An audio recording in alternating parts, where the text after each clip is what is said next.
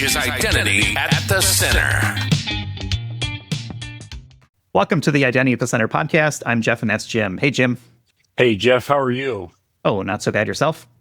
Good. Hey, I've been reading the recently released Leadership Compass from Cooper & Cole on identity fabrics. It's, as most analysts report, it's just a lot there. You're a real nerd, man. Well, that has nothing to do with this. But yes, that is also true. But that's totally unrelated. But I've been reading this thing, and it's kind of like I'm still trying to wrap my brain around identity fabrics a little bit, to think that there's a leadership compass that lists vendors and kind of says, okay, these are the vendors that do identity fabrics the best. Because I always kind of think of identity fabric as kind of product agnostic or vendor agnostic, vendor non-specific. It's kind of like saying there's a leadership compass for zero trust. I mean, zero trust is kind of a concept that a product can kind of emulate, but there's not a product to go and do zero trust with, right? Yeah, but this is our desire as human nature to rank things, right? We have to have a list for everything. So, identity fabric is just one of those things that we rank, and I still think it's a concept constantly under definition and maybe redefinition as we're kind of figuring it out. I had a really fun conversation with Eric, my friend Eric from Gartner, actually. So this was at, where was that? Identiverse, I think, and he was kind of explaining some things to me, and I was like, okay, I can kind of understand how that goes. So yeah, it's an interesting space for sure, but I love the fact that we have rankings to help me understand, okay, where do things fit together? Because there's just too many products, man. I can't keep up with all of them. Yeah. Well, I really got big on the identity fabric concept at EIC last year. I'm hoping that, and obviously Cooper & Cole is the firm that puts on that conference. So the ones who release the leadership compass. So they are kind of driving this concept. I want to keep learning more about it. The reason I brought it up was mostly just to mention to everybody, if you want to get a copy of this thing, here's the free way to do it, which is, go out to, this is not a product pitch, but go out to CyberArk's website. They've got it there. It's a free download. Yeah, you got to give a little bit of information, but you can go ahead and get a copy of that report and read it for yourself. Exchange your email for information. That's pretty much how that works. It's true. They got to get a little something. I'm sure they paid Cooper & Cole to have it on their website. But anyway, as a listeners, I'm all about, telling people how to get some free stuff without breaking the law. Yeah, without breaking the law. That's the key part here. Don't turn to us for legal advice. We're not lawyers. We're just a bunch of identity nerds on this show. Yeah, exactly. So anyway, hopefully people go out and check that out. Yeah. So other things people can check out are smorgasbord of conferences that we have coming up, and other things that you and I and some combination of one or both of us will be there. We've got things like the official cybersecurity summit that is in Chicago and Philly. I'm trying to think when this episode comes out. Hopefully those will still be there. The Authenticate conference with Fido. Yes, Fido Feud round 2 is coming back. Jim is going to try to topple Megan from her championship post. It's a definite thing. I mean, let me just say it here. This is the first time I've gotten braggadocious, but first off, we kind of got cheated a little bit last year. I mean, the ranking system, the point system, there were some problems. This year, we're going to win. Okay. My team is going to win. The gauntlet has been thrown down. I'm sure we'll see more stuff on social media that we've been kind of planning out to kind of tease that up to it. But that was exciting time. So looking forward to that. Let's see, that's in October. And then we've also got InfoSec World 2025. That's also in October. So first time that you and I have been at that conference, more of a general cybersecurity conference. So we'll be there with our friends from RSM and some others. Identity's at the center of cybersecurity, though. So what the heck? Yep. That a name 6+ years that is still relevant today. Let's see. Then we got Identiverse in November in Washington, D.C. And then we've got the Gartner conference at the end of the year in Grapevine, Texas, with yet another game show planned for that one, different than what we've done before. So lots of stuff. Yeah, talk to a few other folks that are putting on conferences of one sort or another. Going to the website, that's definitely the place to go. I mean, we get them up there as soon as possible. Sometimes only a couple weeks before the conference date. Yeah, I have like 6, I think, maybe 7 different discount codes all at the same time. And rather than read them off, and nobody's going to write them down anyways, I'm talking here. Just go to our website, idacpodcast.com, scroll down just a little bit, and you'll see everything we've got active there with, more kind of constantly being added as we firm up some of those partnerships with those conferences. But that's the way you can show support for the show. Use our conference stuff. Doesn't cost you anything. We don't get anything out of it other than just, hey, we show we can bring a crowd, and hopefully that helps get us great guests like we have today with Mr. Darren Rolls, who I am shocked to say has been 5 years since he's been on this show, way back in July of 2020. And, I introduced him a long time ago as an identity dude. He was here, one of the OG guests that we've ever had on the show. So let me go ahead and introduce Mr. Darren Rolls, identity dude at large, maybe independent identity dude, something like that. There you go. Something like that. Still here. Still here. Still right. doing it. So we've got a couple things. We've kind of upped the game a little bit around here. You were here before a couple of our traditions. One of our first traditions that we kind of started was, how did people get into identity? And so you were with us with episode 53, and that was probably, way, way, way before we even started that question. And that's something now we ask all of our guests. Now, since we didn't get a chance to ask you that last time, I'm going to ask you for the first time on your second appearance, how did you get into identity and access management? Is it something that you chose, or did it choose you? It definitely chose me. Way, way, way back in the early 90s, before I came to the US, actually, I was working on Corba distributed frameworks and for banking in the UK. And we were using a Corba framework to do distributed user and schema management for CI/SAM databases. And so we were basically packaging up schema and user changes and then pushing them out to multiple endpoints in a front-end trading ecosystem. And Tivoli Systems at that time saw what we were doing. We were actually using the Tivoli MDIS distribution framework for doing that. And they were building out a systems management framework, and they wanted to do user and schema management. And so they basically acquired the group that I was working with. And of course, it wasn't called identity management then. It wasn't really even called user management, but that was the technology and the framework that became the first user management framework within Tivoli. And that's what shipped me to the US. So I didn't know what I was working on at the time. But I was kind of geeking out I was an Oracle database administrator and, C programmer, and geeking out on corporate frameworks and distribution at that early time. So that's what dragged me into it, really. But yeah, so, that was many years ago, nearly 30 years ago. And I've pretty much stayed with that ever since. We were at Tivoli as a user administration framework in Tivoli, and then left Tivoli with a small gang of folks and went to Waveset Technologies, which was very early in that cycle. That was becoming identity management. It was provisioning at the time. And we were acquired by Sun Microsystems in 2004. And so that became the Sun Identity Manager. And so throughout that whole cycle, obviously, I'm moving through from being fundamentally just a programming engineer through to being director of technology and through to CTO. And then we left Waveset and created SailPoint Technologies at the time, where I stayed for 12 years. And of course, it was absolutely identity management at that point. And I think we were some of the first people to actually write governance down as a IGA, if you like, as it was phrased.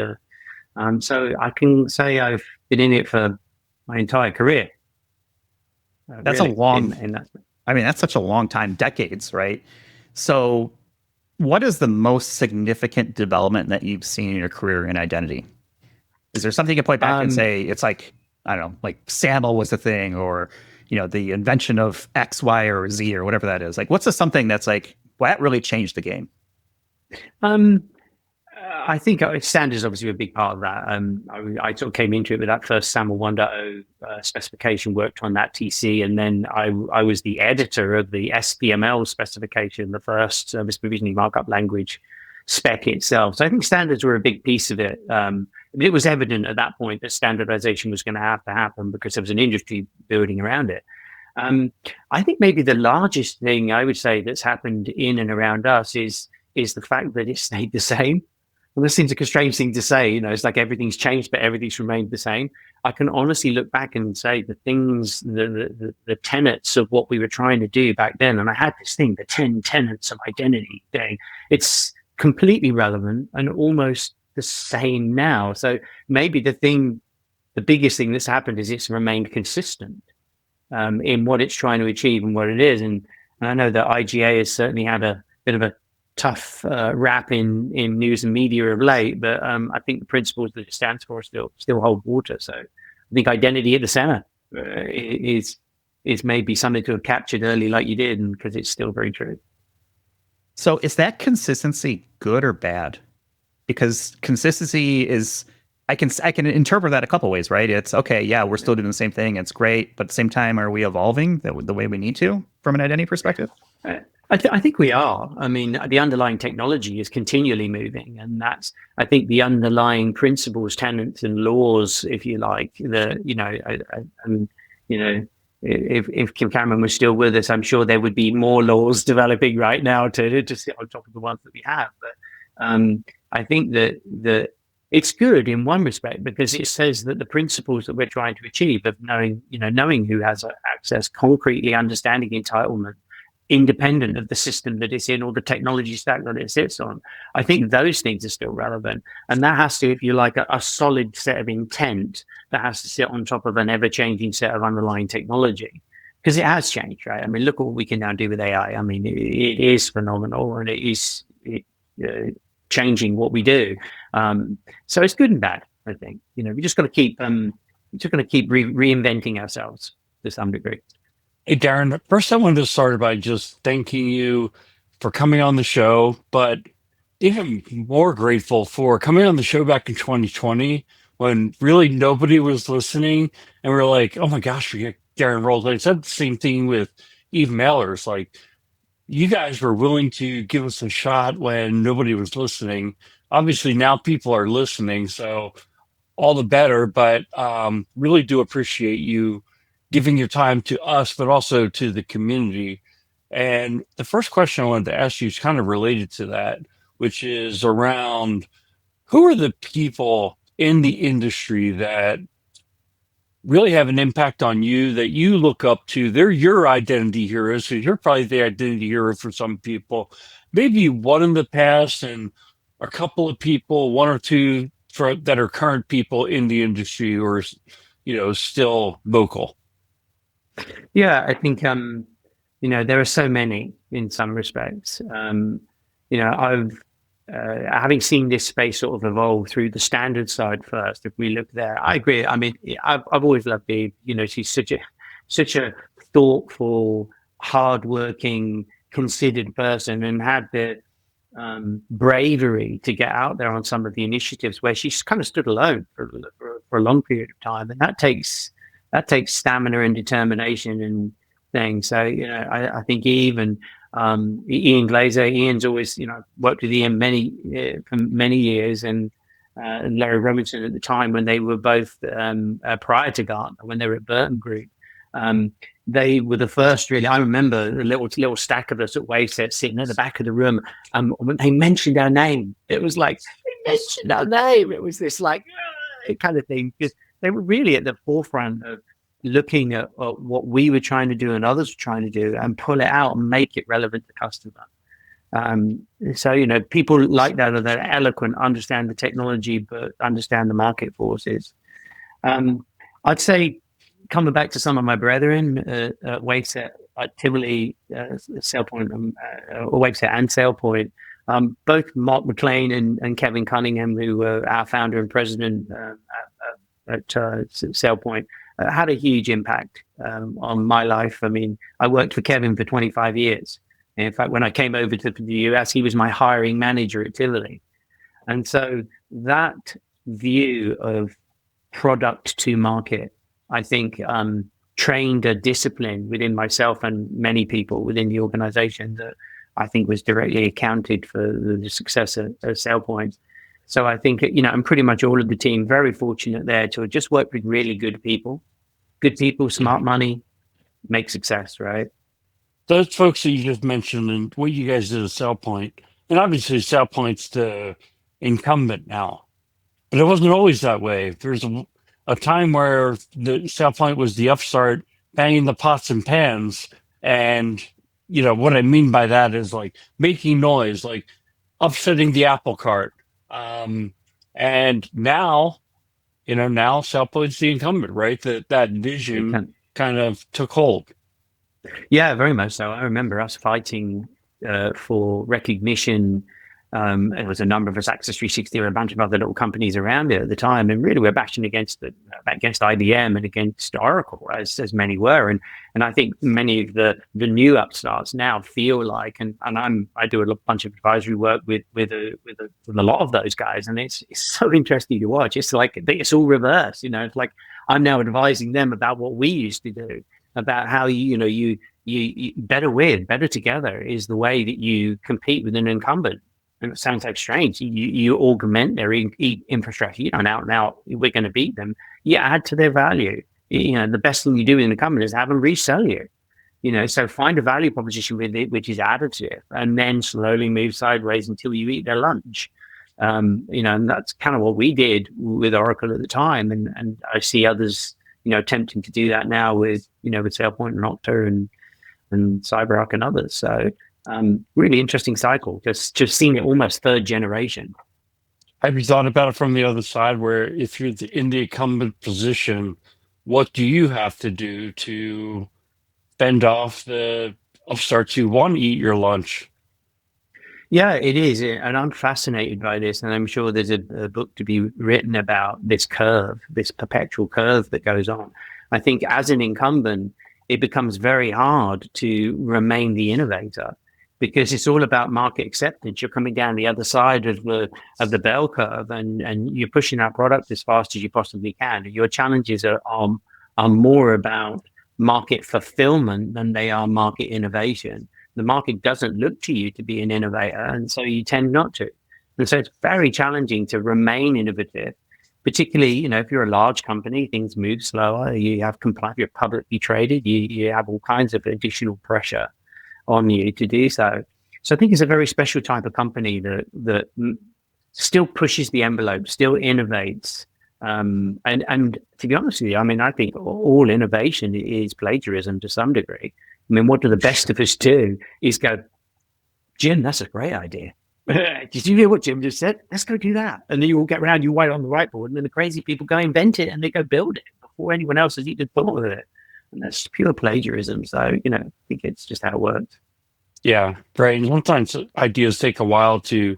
I was having a conversation with somebody the other day, and they talked about authorization companies. And their early, and actually, I think it might have been you. The early authorization companies had the great ideas that are more relevant now than ever, but they had them 20 years too soon. Yeah, literally 20 years, and that's kind of scary.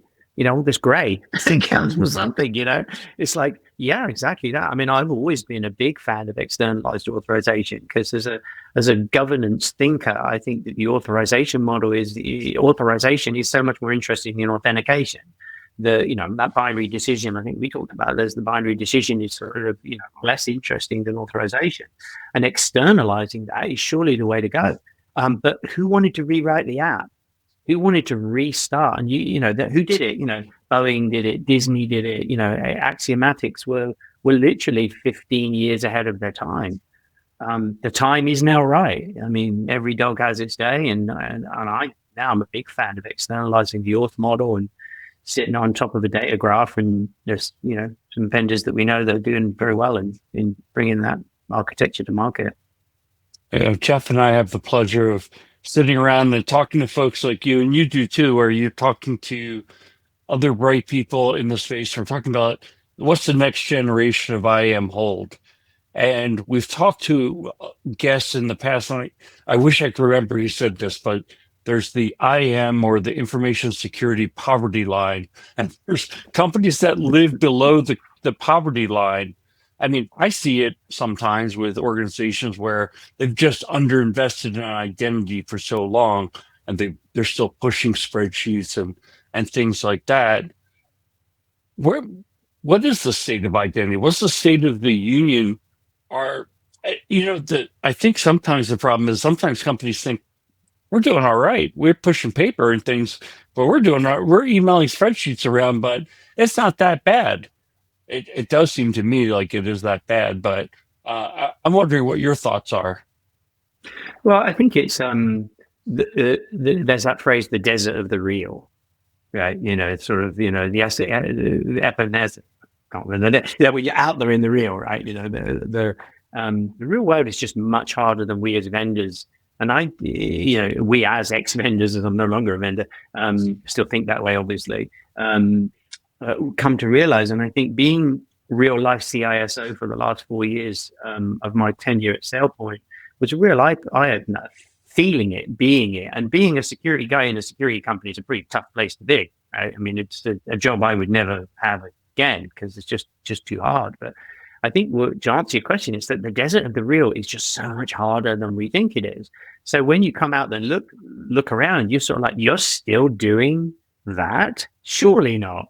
Pushing. I think Ian Glazer once had that phrase. He said the most comprehensive technical element in identity today is the comma. It's the CSV. Like this holy comma. Yeah, this holy comma presentation, which I thought was great. But yeah, that's the reality of the world. That most people, and this is one of these fundamental underlying tenets of truth, is that legacy just doesn't go away. It's still there. And so most people are still trying to chase down things that we said 15 years ago, right? I mean, and it's easy as a vendor to kind of assume that everybody's moved right and they're over here. No.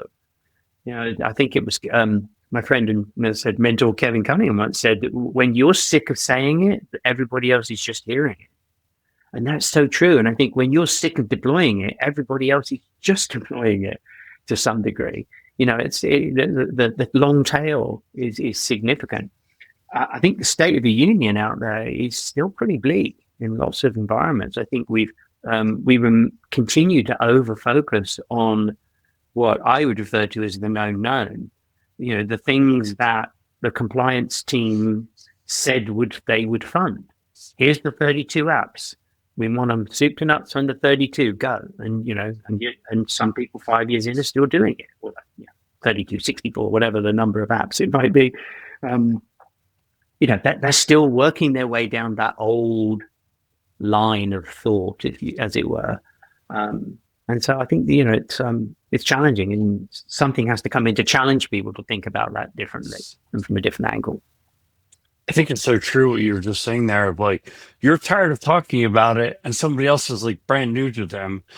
Jeff and I have been doing this strategy roadmap development with our clients for a decade or more now, and I still have slides. I'm just like, nobody wants to talk about that anymore. But it's like, it's the thing. It's like square dead on, and there's still companies that are innovating and new startups in the IGA space, even though IGA's been around forever. And like at some point, we'd like to just say, okay, well, we're going to focus on the new stuff, but it's that basic blocking and tackling is not going to go away.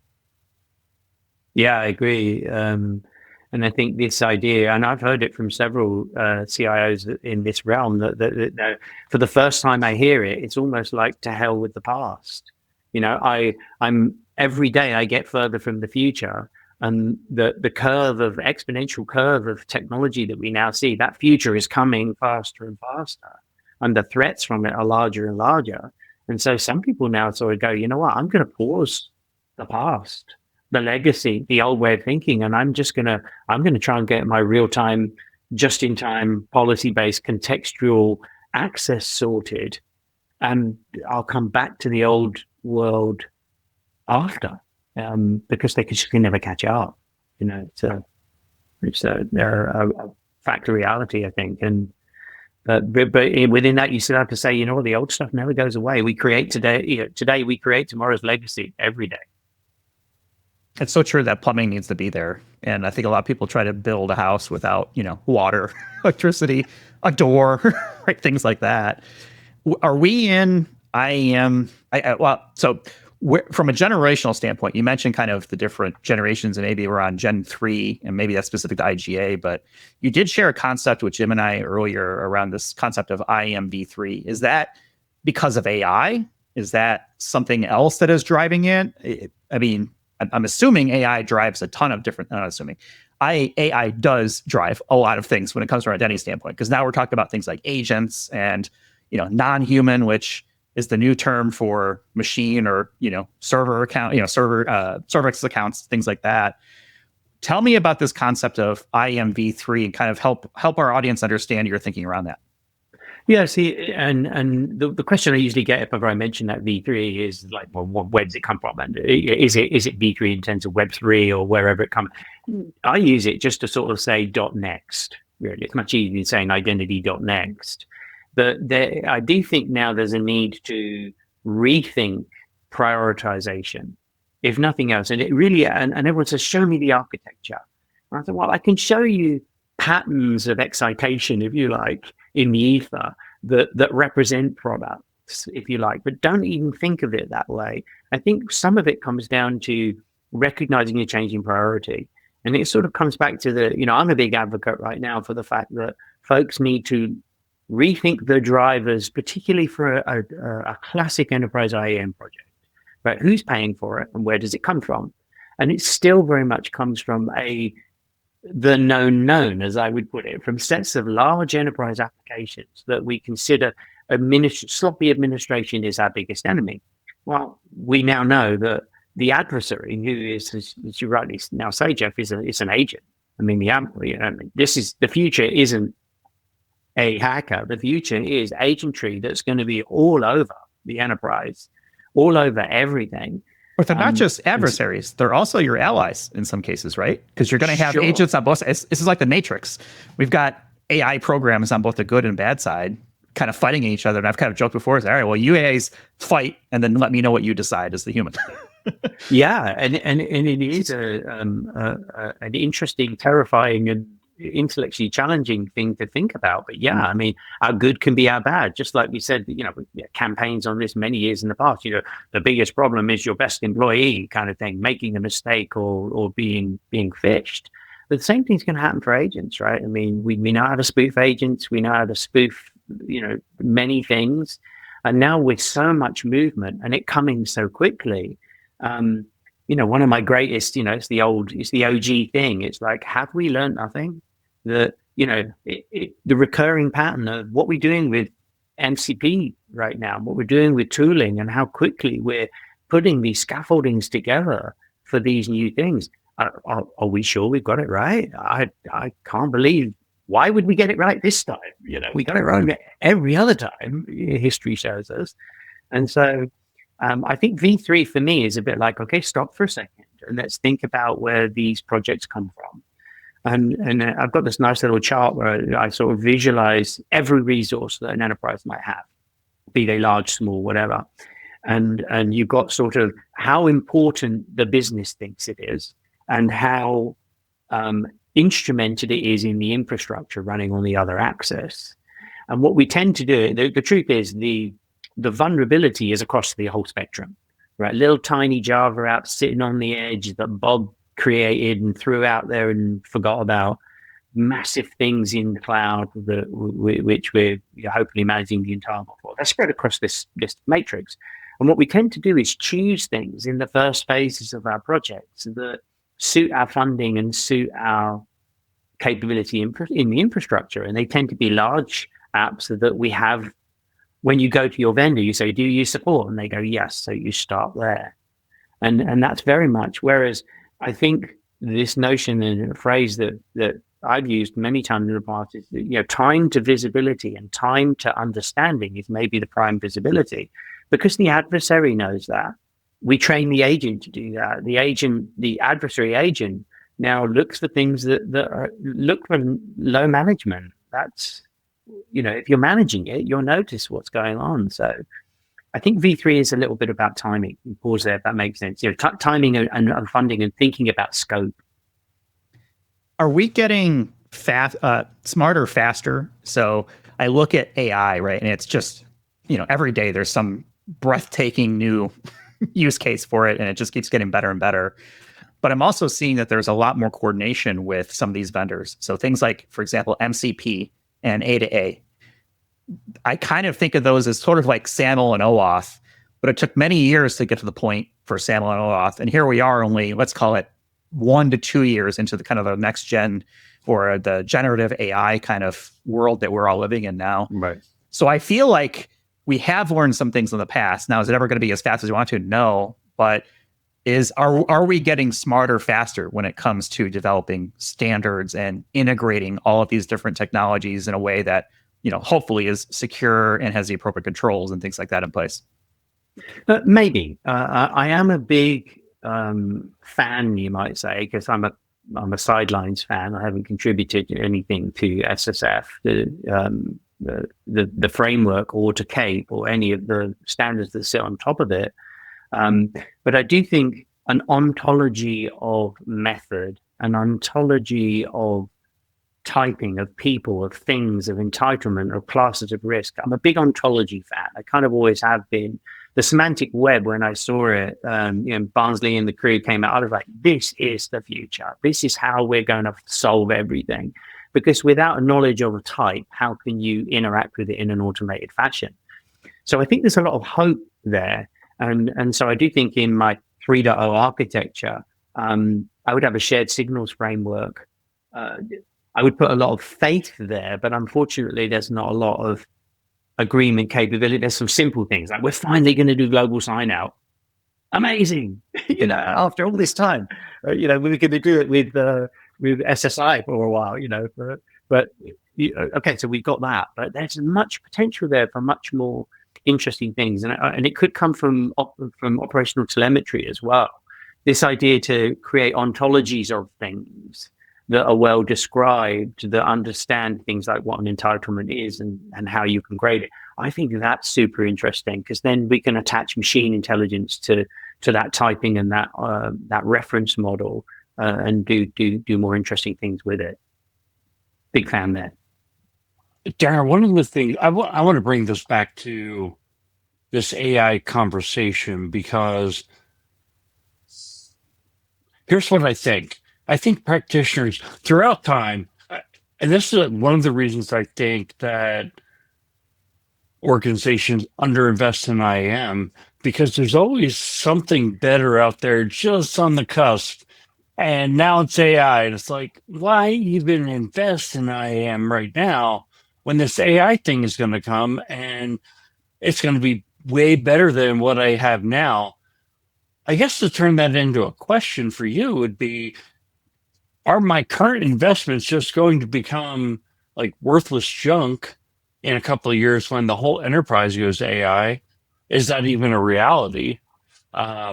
Or will some of these things still be, is identity and access, is it going to look something like it does now, a few years down the road, where maybe we're not 100% AI, maybe that's just a pipe dream, but AI is definitely having a major impact in replacing applications, and our organizations are starting to build agent-based applications rather than the traditional coding model of client-server applications or web-based applications the way they are today?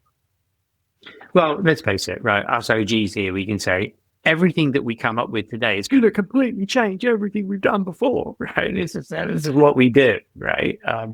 Because we're all fascinated by it. We're all like little scientists who love the new thing. We wouldn't be here if we didn't, right? So there's a certain element of that. I do think the composition of the stack changes, and time to implementation should shorten in every sense. Even in the AI that we add to our legacy IAM stack, it's focused on faster deployment, faster time to value. So I think there's a certain amount of that is definitely tangible. I do think the way we're going to implement these things is changing, and the technology. I mean, let's face it, what you can now do with a simple ChatGPT session is remarkable, or Anthropic, whichever foundation model you tend to work with. But let's just stop for a second and go, all that does is accelerate us to the same place, right? We've still got an entity, be it human or more human than human, which is something we should come back to. I'm a bit of a Blade Runner fan. You're still going to make an access decision. right? And what we've done is we've made the matrix even worse, right? Because we've now got an agent that is owned by somebody, operating on behalf of somebody, using a proxy account to get hold of some legacy data. So we've now got 3 pins, if you like, of exponential variable to apply. But we've got to make the same decision. Who has access to what, when, and why? And then when they did, was that appropriate? And can I prove it? I don't see how, this is my point earlier, that fundamental tenet doesn't change. It's just got harder, and it's going to happen faster without people knowing about it. So I've been reading about and learning about, and I don't know why I haven't put it into action yet, but this whole idea of vibe coding. And so I'm not sure if you've given it a try, but I keep hearing about how, development as it's done today is not going to happen much longer. Consulting isn't going to, you're not going to need consultants pretty soon. So I don't know what the heck any of us are going to do. The AI is going to be doing everything for us, podcasts, and we're going to have to wash our own clothes because the robots aren't there yet. Well, I hate to say it, but there's already AI doing podcasts. So yeah, maybe it is washing clothes. Yeah, I don't know what the rest of us are going to do. And maybe we'll have to do some kind of manual work, which I know Jeff and I are both allergic to. But I don't know, vibe coding, have you gotten into it at all where you kind of like tell the AI, the LLM, here's what I'm trying to achieve, and it'll write the code for you? Absolutely. I'm a bit of a hack, a bit of a hacker. You can usually look at somebody's coding preferences and decide where they are. I like Perl. Right, straight away. As soon as I move from C to Perl straight away because I like something, I'm Python even more so, low declaration. There's no better intuitive declaration language than speaking to a computer, right? And so, yeah, I have a little bit. So my daughter's a type 1 diabetic, and so I'm sort of I'm always interested in how I can create utilities that could help more. Right, when you look at panel information, so I sat myself down and said, hey, I want to create a system that will take in blood panel data, do it securely, don't want it in the cloud, want to do this, RAG this, blah, blah, blah. I just blurb it out to the thing. I mean, it gives me a package. It gives me a complete package. And then I've got a problem with my Python install, and it tells me how to fix it. I mean, it's like, holy mackerel. And you know what? I now get a little UI and go, pop, and it pops up and it says, do you want to download your stuff from your Apple profile? And I go, yes. And it just does it. And I say, pull in this spreadsheet, and it gives me the normative curves for it, and then points to a whole bunch of medical research. I mean, holy mackerel. Yeah. No, it's not perfect. It's a hack. But you weren't able to just like knock that out in that amount of time before. Oh, goodness. I think, one of the cool things about having you here, Darren, like we have like some rough notes that we want, but I'm just like, I got this guy here. I'm going to pick his brain.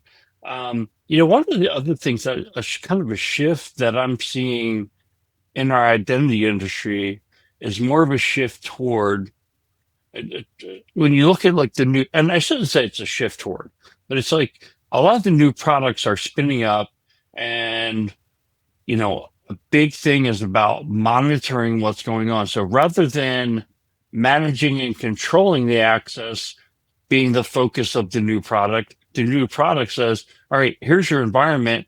Put our tool in your environment. We're going to watch what's going on. We're going to monitor what the identities and access is doing. And we're going to tell you when things are wrong. I mean, I was talking about it at a very high level. They all have their own different approaches to do that. But that seems to be a big shift. How do you feel about that? I think it's inevitable, and it's good, and it's right. And we should cast away some of the historical legacy preference that we have in order to make that work. And let me explain what I mean by that. So one of the companies I work quite closely with, Orchid, they have an orchestrator, an endpoint, and I don't want to make this about them, but it is indicative of the class. That's why I'm bringing it up. They have, if you like, an OS level telemetry dissolval agent that is like the smartest identity guy you've ever met. And it sits there and it goes, oh, there's a port over there. What's going on over there? Oh, there's a port connecting to some code. well, let's go see what that code is. Let's reverse engineer that code. Oh, that code, hey, there's an AD group call coming on it. And it reverse engineers you down to a registerable connector for an IGA platform, for example. And you go, holy mackerel, it can do that? And yes, it can. And it's fundamentally OTel, right? It's operational telemetry mixed with a whole bunch of other tech. And you look at it and you say, well, but it's identity is agentless, and you go, well, maybe in the future it's not. It's self-aware. And I think one of the things that coming out of SailPoint in 2020, I was sort of very keen on this idea that we had to stop identity from being a centralized management funded process. That's kind of what we've been talking about, to being this disseminated thing. And I don't mean distributed in terms of, self-sovereign identity, maybe, but I mean in terms of it just being there, being present, and being self-operating. It's sort of unable to understand what that means and integrate it for you. And that future is a real potential.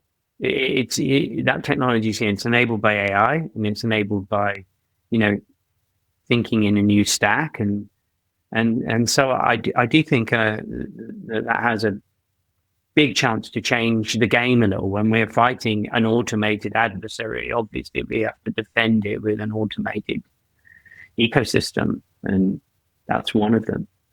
So I think there's a lot there, and I think also, again, I'll come back to that ontology. I think one of the things that I'd like to see in the OTel standards and others is this firm view of what things are.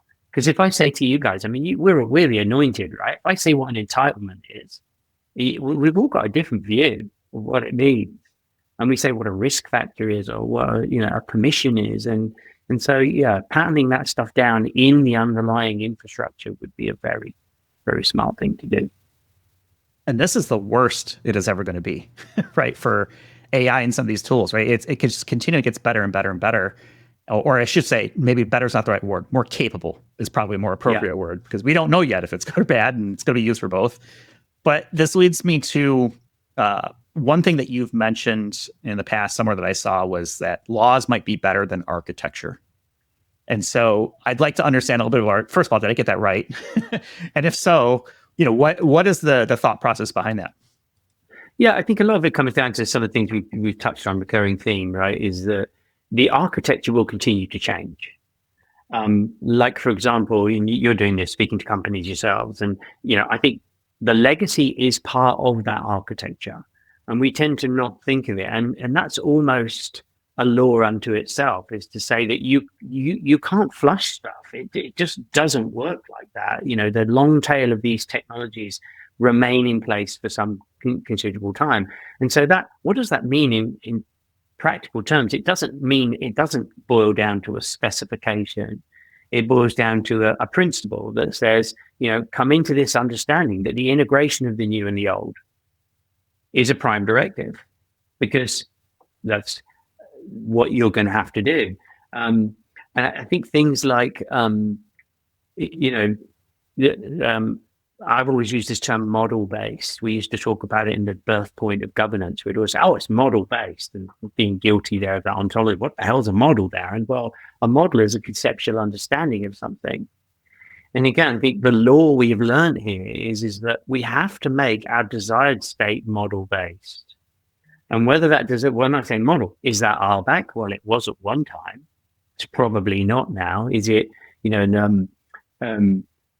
Mike over at Glue talks about TBAC, token-based access control. And I think we're going to keep inventing things. But a law, rather than an architecture, for me, would be make sure that you can codify the thing that represents the rule for you in a way that it can be governed, that it can be understood. Because, we're not doing a great job of that right now, even in the new rev that we're putting in terms of all the policy languages. Just the ability to test the policy and see what it means. That should be a law of the model. The model, you should be able to express it, and you should be able to say, prove yourself, prove yourself, prove yourself. And that means, show me who would have. Oh, Jim, Darren, and Jeff. That's the answer to my evaluation of the policy as a speculative evaluation. So, gosh, sorry, that's a huge diatribe to get to a point of saying that's a good example of a model of a law. The law should be around the law of models for access, regardless of what they are. Does that make sense? Yeah, it totally makes sense. And it leads into this next question I'm going to ask, because I think that the IAM practitioner is the ultimate pragmatist. I think sometimes people believe that consultants live in the ivory tower, and some do. But for the most part, we're kind of pragmatists too, because we have all these great concepts and everything that the industry's trying to do. Yet we work with clients who they've got a problem now. Like, we need to fix this problem now, not worry about down the road. And I think, the clients, or what I'll just call the IAM practitioners of the world, they're the ones living with this problem. They got one foot in the past and have to support legacy systems, but they have to have one foot in the future.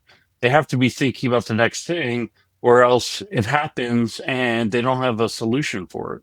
I think this piece around shared signals, it to me is like the right solution for the right time.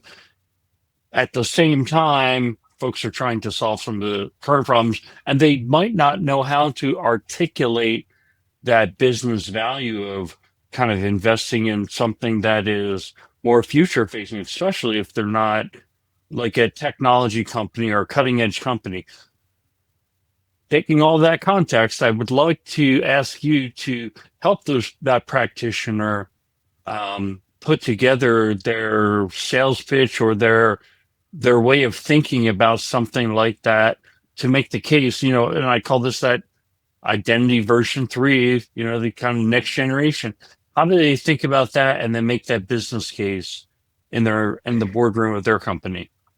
Yeah, always hard. I mean, making that business case is so hard, right? I think IGA did a very good job of that by professing automation.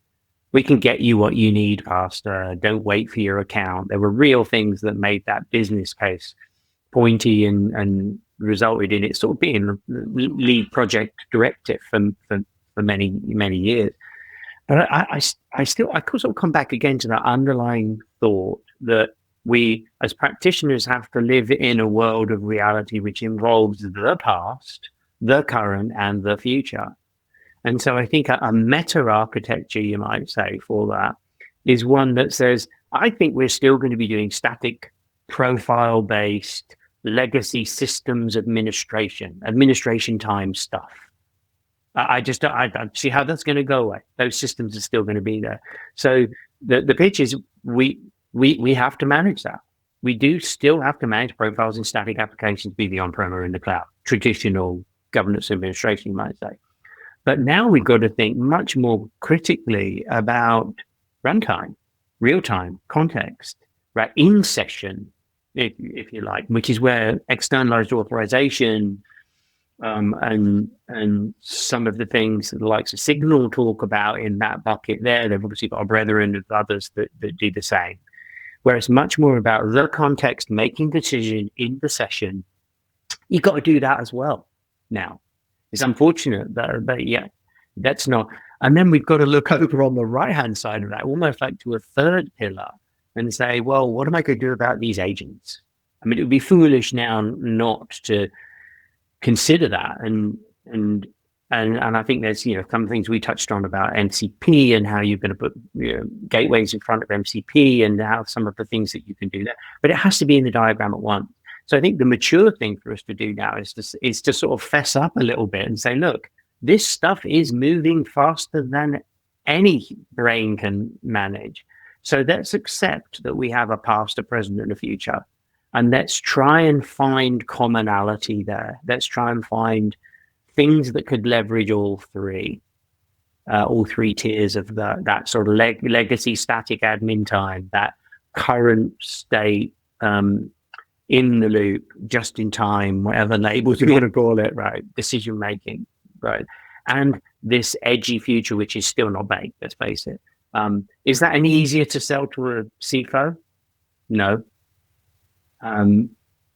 But I think we're going to see I honestly believe we're going to see a new extent of vulnerability coming out. This is not just going to be about ransomware and being popped. It's going to be like opening a can and it being festering with insects. See, we're going to find a friend of mine I was dealing with last night said, imagine a scenario where somebody gets in and trades all of your stock, your pension fund trades all of your stuff. It's all gone. It's all traded and gone. What are you going to do? Billions of dollars. And you open that can up and it's full of that. Future is coming. And maybe that will change us because I think we've become a bit like, oh yeah, I got popped. Oh well, everyone else did too, so no problem. Yeah, I think maybe that will flush us to me. We make us a bit more conscious. Well, congratulations, Darren. Now I'm thoroughly disgusted with just the visual of a festering, pot of bugs. Not my jam. I know we only have a few minutes left, and I want to make sure that I'm cognizant of time because I do want to ask you about kite surfing. But before I get to that, give me what's one prediction that you'll make around IAM and let's say sometime in the next 3 to 5 years? So sort of near term. Like what's something that you think will surprise people from an IAM perspective? I think people will be surprised what we can do with next generation infrastructure that is layered on top of the legacy. That's layered on top of the squad legacy, the current operate. If we're able to keep moving forward on the operate, I think people will be amazed, just like I am today when I want to write something, how intuitive the machine can be. I don't believe it will ever be sentient, truly sentient. I don't believe it will be conscious. We could get into that for a whole podcast. But boy, is it going to be smart, and that's no news for anybody, right? So I would temper that by just saying, and you know what? You'll still have all the old stuff. I'm less disgusted, so that's good. Let's shift here to a little bit of a lighter note before we wrap things up. You mentioned before we hit record here that you're into kite surfing. And that's one of the things that we've also started since the first time you joined us way back 5 years ago is we end shows on sort of, something non-identity related. We get kind of neck deep sometimes into identity, or if we're talking the cloud, sky high in our heads, right? Things like that. And so we like to kind of find out what people do in their spare times or just kind of fun conversations. So that's sort of like the genesis of this. And you mentioned kite surfing. Now, I've never been kite surfing. And so you're going to be my Obi-Wan. And you're going to explain to me, first of all, what is it for people who aren't familiar? I think I'm familiar with it, but maybe people aren't out there. And if I wanted to get started, what is the easiest way for me to get started with kite surfing? Right. And I guess what I do now is kite foiling. So basically I ride a hydrofoil, which is basically an airplane wing under a surfboard, a tiny little one, with a kite in the air to drive it forward. So it's an incredibly low drag coefficient. So it's very efficient on the water, very fast. You can jump, move around. I've always been interested in wind sports. I was a windsurfer for many years, came to the US as a windsurfer, stayed in Austin because it was like, you don't need a wetsuit with you. It's amazing. Now I'm just picturing you like, windsurfing all the way from into the United States off the water. Pretty much. I mean, I came here, like I said, if it's windy in England, the weather's crummy. Here in Austin, we had good. So I came here as a windsurfer and then progressed to kite surfing. So you're on this little tiny surfboard with a hydrofoil, a plane wing underneath you, and a kite dragging you around. It's extremely exhilarating. It's outdoors. It's in the environment, and I think I'm drawn to it because it's kind of an in the moment thing. We live very cerebral lives. I'm fascinated. I'm a bit of a researchy. I'm fascinated by brain at the moment. I'm fascinated by geology. I'm always this is something, no, you shut it down. You're on the water. You've got this giant, powerful thing above you covered in lines that cut your head off. Boy, you better be present. So it's very here and now. So I love that from it. If you want to start with it, you have to dedicate some time to it. And you just have to go to a great resort where there's a nice beach. So you can learn how to fly a kite, because ultimately you're flying a kite, just a kite in the sky. And you have to, it's not something you can just go try. It's not like riding a bike, anyone can mountain bike, right? Not everyone can kite surf, and I think that's one of the things. So you got to find a good kite school in a great location in South Padre in Texas, or I have a place in the Columbia River now. I'm actually in Washington State, just in Hood River is one of the founding places for it. So go somewhere like Hood River, find a good kite school, and go for it, because it's boy, is it exhilarating. How fast do you get doing that? Because obviously it's wind probably plays a big factor in that, but how fast can you get going? You can go faster than the wind, which is very interesting. So from physics perspective, it's very interesting. So you can go anywhere from 25 to 40 knots. So, anywhere from 30 to 45 miles an hour, depending on the foil that you're using and where you are. And you can jump. And that's what I like about it. So for an old, I'm 58 now, so I really shouldn't be doing any of this, but I like to jump. So you can hit a wave, and we've now got all these devices that will tell us our GPS locations. I'm on a thing called Surfer, and I can jump 40 feet in the air. So you can boost up a wave and go 40 feet in the air and feel, and in Hood River, there's the Mount Hood there, and it looks like you're jumping over it. It's just phenomenal. And so, that's quite a rush. So, so you can go fast, you can jump high. So that sounds amazing. So I guess you could probably get carried away by the wind as well, right? How do you control coming back down if you get caught up in a strong wind? I imagine you're going to go quite a distance. It has happened. People get picked up, thrown around. I've been thrown on the floor. In fact, I remember going to an identity event on the East Coast. It was maybe one of the Gartner events on the Sunday. I got picked up and slapped on the floor, and I that wasn't a lot of fun. I could barely walk, and I still made it. In fact, in 2008, I think I broke my leg actually windsurfing, and I actually went to a conference, a user conference, on crutches from it. So it can be. You've got to be careful, but I think without risk, that's what adds the spice, right? Well, that's part of the sport, I guess, of it too, right? It is a physical activity, so there's inevitably some chance of injury. At first, I was thinking, okay, well, you're over the water and like you've got water to break your fall, but if you hit the water going 30, 45 miles an hour, that can cause some damage. Oh, big time. Particularly if you get the kite wrong, it can swing you like a pendulum and slap you down on the ground. If you're unlucky, don't go near the ground, but on the water. I don't want to make it sound like it's a big radical thing. I now like to cruise around. I'm an OG, definitely. I like to cruise around and jump, but it is fun when you can jump over those young kids that kick their really hard. They're like, that old man just jumped over me. What the heck? Jim, have you ever been kite surfing or windsurfing? No, you know what? But I've seen it so many times, and it looks so much fun.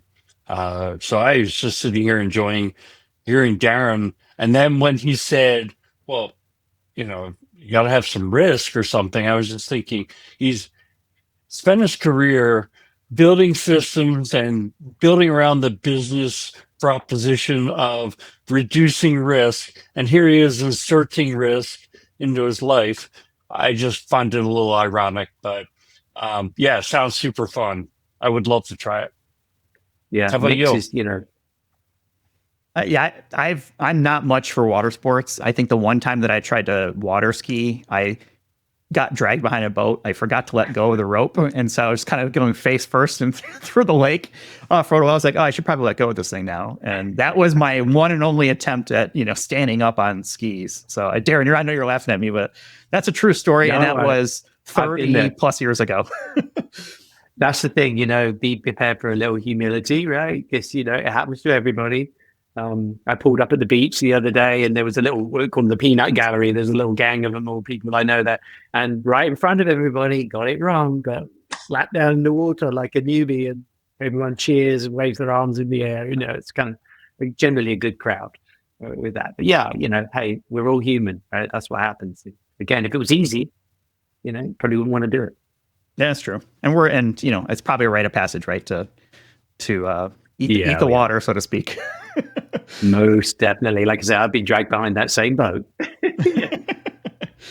Well, Darren, I appreciate you coming back. I can't believe it's been 5 years. Let's not make it so long next time. I hope you'll come back and share some more of your insights. It's always great when we get to talk to just, OGs in the space and people have such an influence on it. So, and I echo Jim early on saying, thanks for joining us so early on. Like I said, nobody was listening, and, to get someone like you on was really validating for us, and it still is. So thank you for being part of this. I think you guys are doing an awesome job, and you back it up with practical, real experience in the field. And and you're at the events, and so I'd love to come. I'm going to go. I didn't know about the using the code. I'll absolutely do that. And next event, let's make sure we sit down and have a soda together.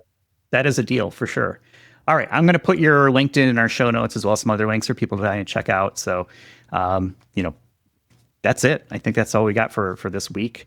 We're on the web, idcpodcast.com, do all those fun things like and subscribes, helps us get great guests like Darren. And yeah, don't forget our discount codes on the website as well. So hopefully we'll see a lot of friendly faces at our different conferences we'll be at. And yeah, that's it. So thanks for watching and or listening, and we'll talk with y'all in the next one. You've been listening to Identity at the Center. We hope you've enjoyed the show. Make sure to like, rate, and review. And we'll be back soon. But in the meantime, hit the website at identityatthecenter.com. See you next time on Identity at the Center.